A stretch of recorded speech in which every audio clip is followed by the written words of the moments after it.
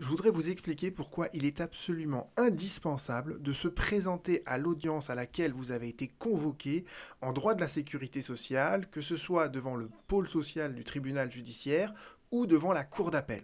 C'est absolument indispensable d'être présent le jour de l'audience. Pourquoi? Parce que la sanction, elle est brutale. C'est ça la sanction. C'est un attendu de principe de la Cour de cassation absolument constant. Si vous ne comparaissez pas devant le juge le jour de l'audience, vous vous exposez à ce que un jugement soit retenu contre vous et le jugement se fondera sur les seuls éléments qui sont fournis par votre adversaire. Autrement dit, vous êtes un assuré social, un employeur, une victime, vous assignez devant le tribunal judiciaire du pôle social. Si vous n'êtes pas présent le jour de l'audience, eh bien, le jugement il sera rendu sur les seuls éléments qui sont fournis par la Caisse primaire d'assurance maladie, la CAF ou l'URSSAF. Et vous êtes garanti de perdre. Alors, comment on en est arrivé là? Pourquoi on est arrivé à cette solution-là? Eh bien, cette solution, en fait, elle se comprend parce que la procédure devant les juridictions de sécurité sociale, c'est une procédure qui est orale. C'est ce que nous dit donc le Code de la sécurité sociale à cet article-là. Et en droit processuel, dans le droit de la procédure civile, en fait, la procédure orale, c'est synonyme de la procédure sans représentation obligatoire. Et c'est pour ça que, en droit de la sécurité sociale, on peut parfaitement décider de se représenter soi-même sans avoir recours à un avocat. C'est toujours un peu délicat parce que le droit de la sécurité sociale, c'est très technique, mais c'est possible. Et il y a beaucoup de gens qui essayent de se défendre eux-mêmes. Sauf que, et je le vois trop fréquemment au stade de mes pourvois, ils oublient de venir le jour de l'audience. Et vous allez comprendre pourquoi c'est dramatique, parce que ça, c'est un principe fondamental de la procédure orale, c'est que quand on est dans le cadre d'une procédure orale, la seule chose sur laquelle le juge va statuer, c'est sur les observations verbales que vous faites lors de l'audience. Autrement dit, vous pouvez avoir rédigé vos conclusions, vous rédigez des écritures, vous pouvez les avoir envoyées au greffe, vous pouvez les avoir envoyées à l'organisme social, que ce soit la CPAM, la CAF ou l'URSSAF. Vous devez impérativement être là le jour de l'audience avec vos écritures dans les mains, vos conclusions dans les mains et en remettre un exemplaire au greffier. D'accord? Et vous pouvez aussi ne rien rédiger du tout, mais vous devez au moins être présent le jour de l'audience pour dire quels sont vos arguments juridiques, parce que le juge ne pourra statuer que sur les arguments juridiques que vous lui avez dit verbalement devant lui avec votre présence physique. Et les conséquences de votre absence, eh bien, elles sont évoquées en fait dans le Code de procédure civile. C'est l'article 466 qui vous dit que si, sans motif légitime, le demandeur ne comparaît pas, eh bien, le défendeur peut requérir un jugement sur le fond. Et la Cour de cassation a complété ça dans sa jurisprudence en disant si le demandeur n'est pas là, eh bien le tribunal n'est saisi d'aucun argument de la part du demandeur, donc le tribunal n'a pas à statuer sur ces arguments-là.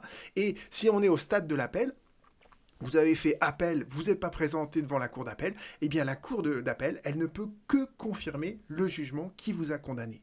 Et ça retentit aussi au niveau du pourvoi, et c'est pour ça que je fais cette vidéo, c'est que ça fait la 3e fois récemment que je dois défendre quelqu'un qui a oublié de se présenter à l'audience devant la cour d'appel, et je peux rien faire moi au niveau du pourvoi. Pourquoi? Parce que, eh bien on vous dit que comme la cour d'appel, elle n'était saisie d'aucun moyen, eh bien tous les arguments qu'on fait valoir devant la cour de cassation, ils sont irrecevables parce qu'ils sont nouveaux, mélangés de faits et de droit, etc. Et tout. Donc je suis sûr de perdre mon pourvoi et j'en ai marre de perdre mes pourvois sur ce genre de choses-là. Donc présentez-vous à l'audience, c'est très important.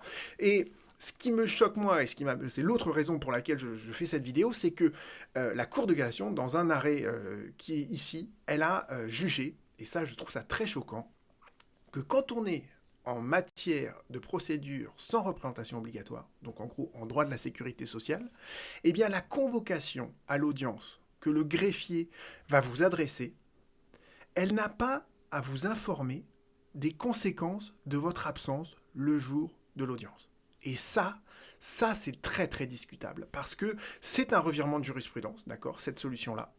Il y avait une jurisprudence auparavant qui était beaucoup plus protectrice des intérêts du justiciable. Donc je voudrais vous revenir sur ce revirement de jurisprudence, et je voudrais vous montrer comment on peut réfuter.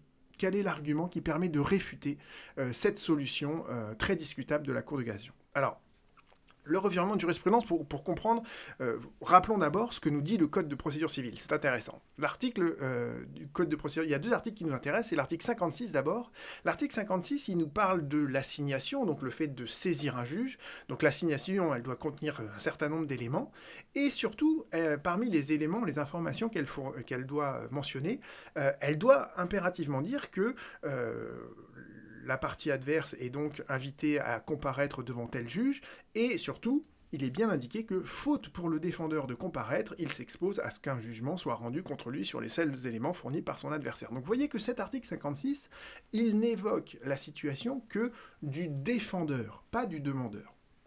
Et de la même manière, l'article 665-1 vous dit la même chose que c'est la notification au défendeur donc de l'acte introductif d'enfance comprend cette information que, faute pour le défendeur de comparaître, il s'expose à ce qu'un jugement soit rendu contre lui sur les seuls éléments fournis par son adversaire. Donc vous voyez que le Code de procédure civile ne prévoit cette information sur le défaut de comparution que pour le défendeur. Or, en droit de la sécurité sociale, c'est toujours l'assuré social, la victime, l'employeur qui vont saisir le juge, c'est généralement eux qui sont condamnés devant le tribunal, donc c'est eux qui font appel, et donc ils sont toujours dans la position du demandeur et de l'appelant.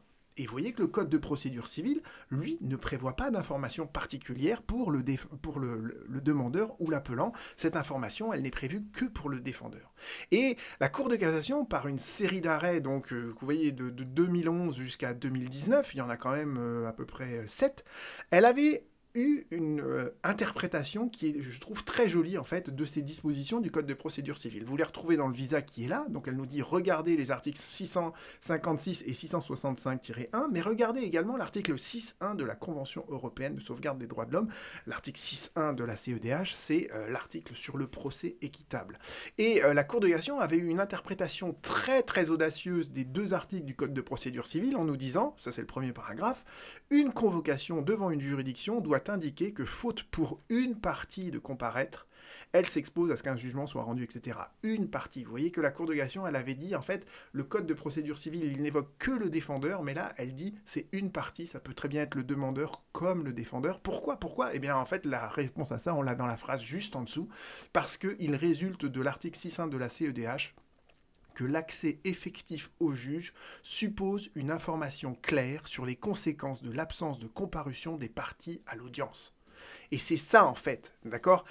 Cette information, elle est fournie au demandeur et à l'appelant. Pourquoi ? Pour qu'il ait un accès effectif et concret au juge, surtout lorsqu'il décide de se défendre lui-même. Et donc là, vous voyez que sur la suite de l'arrêt, la Cour de cassation avait dit, voilà, au cas présent, eh bien en fait, la partie a été convoquée à une audience et on l'a pas informé que si elle ne comparaissait pas, eh bien en fait, toutes ces demandes seraient irrecevables et ces écritures seraient irrecevables aussi. Et la Cour de cassation dit non, et ça, c'est absolument impossible. Il fallait absolument, impérativement, informer le demandeur que s'il ne comparaissait pas à l'audience, eh bien le jugement serait rendu contre lui sur les seuls éléments fournis par son adversaire.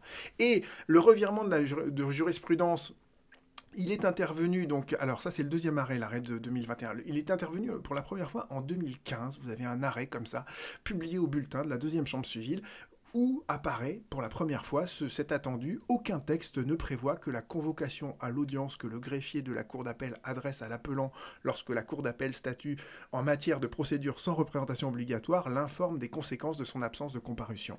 Et la cour de cassation a enfoncé le clou donc dans cet arrêt de 2021 dont je vous parle depuis le début de la vidéo. Ça c'est l'arrêt en intégralité et vous voyez en fait c'est la cour de cassation elle fait une analyse purement textuelle de l'article 937 du Code de procédure civile, elle le rappelle exactement, et après elle nous dit « Il ne résulte ni de ce texte, ni d'aucune autre disposition, ni d'aucun autre principe que la convocation à l'audience doive, etc., pour l'appelant, l'informer des conséquences de son absence de comparution. » Donc vous voyez que la Cour de cassation, elle a changé diamétralement donc, de position, et elle s'en tient à une lecture très littérale du Code de procédure civile dorénavant. Et pourtant, ces arrêts, à mon avis, ils sont totalement critiquables, et on peut parfaitement solliciter un revirement de jurisprudence. Pourquoi? Parce que il porte tout simplement une atteinte au principe de l'égalité des armes. Alors, revenons sur cette idée-là. Je vous ai expliqué donc tout à l'heure que effectivement, le Code de procédure civile n'évoque que le défendeur sur l'information du défaut de comparution, mais c'est ce qu'avait jugé la Cour de cassation dans sa première jurisprudence, c'est que cette imperfection rédactionnelle du Code de procédure civile, elle était suppléée par les exigences du procès équitable, elle était suppléée par l'article 6.1 de la CEDH qui exige que les deux parties soient convoquées de la même manière et qu'ils aient la même information sur les conséquences de leur absence de comparution. Et si vous voulez aller jusqu'au bout de ça, la rupture d'égalité des armes, c'est ça. C'est la définition qui est donnée par la CEDH. Pour qu'il n'y ait pas de rupture d'égalité des armes, il faut que chaque partie ait la possibilité de présenter sa cause dans des conditions qui ne la placent pas dans une situation de net désavantage par rapport à son adversaire.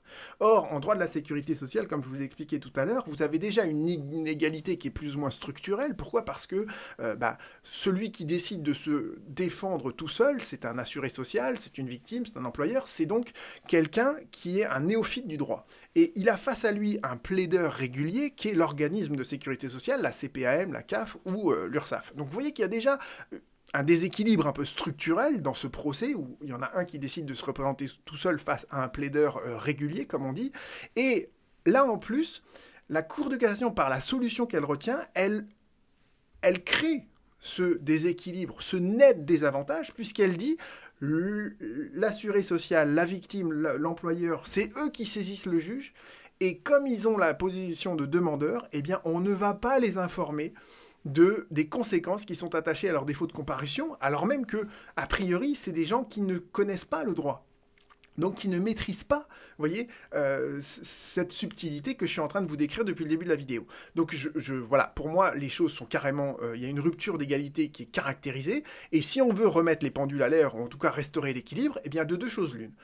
Si le demandeur n'a pas à être informé des conséquences de son absence de comparution, alors dans ce cas, je ne vois pas pourquoi le défendeur devrait l'être. Et, alors évidemment, on ne va pas réécrire le code de procédure civile, mais... Si on prend le code de procédure pour ce qu'il est, dès lors que le défendeur doit être informé que faute de comparaître, un jugement sera rendu contre lui, rien ne justifie que une information absolument identique ne soit pas délivrée au demandeur. Parce que si on arrive à cette dissociation de l'information, on est clairement dans une rupture d'égalité des armes où on place le demandeur dans une situation de net désavantage par rapport à son adversaire. Pourquoi? Parce que l'information d'un justiciable sur ses obligations procédurales, c'est le cœur, c'est la substance même du procès équitable, et cette information, elle est encore plus cruciale parce qu'on est dans une procédure sans représentation obligatoire, une procédure orale, donc dès lors que le justiciable décide de se défendre lui-même, il n'est pas forcément au courant de ce genre de subtilité, et je pense que d'ailleurs beaucoup d'entre vous vont découvrir tout ça avec horreur en regardant cette vidéo. Donc je pense que la solution de la Cour de cassation, qui crée très nettement une différenciation entre les justiciables selon que l'un est demandeur et l'autre est défendeur, c'est vraiment, c'est la Cour de cassation qui ouvertement admet qu'elle crée une situation de rupture d'égalité des armes, et je pense que ces deux arrêts que je viens de vous expliquer là sont absolument contraires à l'article 6.1 de la CEDH, donc il ne faut pas hésiter à le plaider dans vos écritures si besoin, ou à avoir carrément recours à mes services. À bientôt.